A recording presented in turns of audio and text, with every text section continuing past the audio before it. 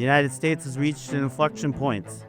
The foundation of American power, its industrial capacity, technological leadership, and economic resilience have been eroded by decades of offshoring, strategic foreign competition, and short-term policymaking.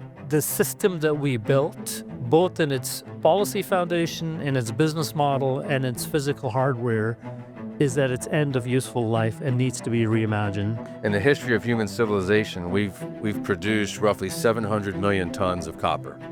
From today, over the next 20 to 25 years, just to maintain 3% GDP growth globally, we need another 700 million tons of copper production. So from our perspective, though, at the end of the day, what we're looking at with the defense sector, the ideal solution would be robust commercial production of minerals that serves both the commercial sector and the defense sector. In infrastructure projects, China has their hands in 78 ports in Africa. That's not by accident. That's a country that's thinking about long-term goals, right? It's developing energy, it's developing mines, it's building infrastructure. And I think everybody needs to take a deep breath and look at what's at stake if we don't get permitting reform done.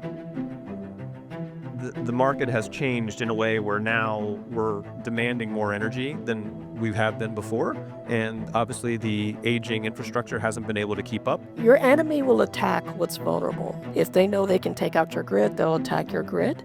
But if you have an abundance of capacity and an ability to share regionally, then that in of itself becomes a deterrent. We have a problem, an issue where there's going to be a lot more demand than we're able to distribute in this country because our transmission grid can't handle it. And we're so far behind in this right now. I mean, China is way out ahead of us.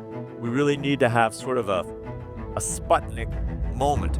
The mantra for us to find energy dominance is going to be build, baby, build, and we've got to get back to getting infrastructure built in this country. We need to embrace not just energy abundance, but energy diversity. We need a new way of thinking that recognizes these risks and how our siloed decisions affect each other. Let's not be naive when it comes to China, what their ambitions are and what we have to prepare for.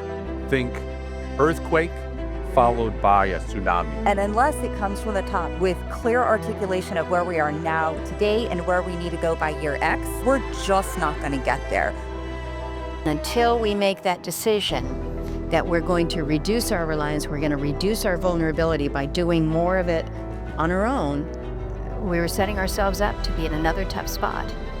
And we're still there.